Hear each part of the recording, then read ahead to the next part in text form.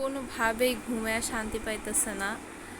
একবার এইখান থেকে এইখানে ঘুমায়, এইখান থেকে ওইখানে ঘুমায়।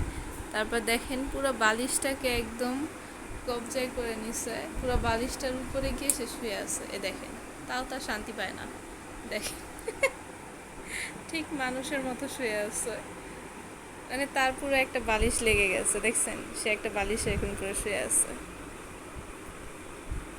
আবার কান নাড়াচাড়া করতেছে, কে কি বলতেছে সেগুলোও শুনতেছে, ঘুমাচ্ছে প্লাস এক একজনের কথাও শুনতেছে। দেখছেন ঘুমের স্টাইলটা? সিম্বা, আমার মনে হইতেছে যে ও গরমের কারণে কোনোভাবেই মানে শান্তিতে ঘুমাইতে পারতেছে না। কি হয়েছে? দেখেন আমাদের সিম্বার লেঞ্জুটা কত লম্বা, সাপের মতো দেখা যায়।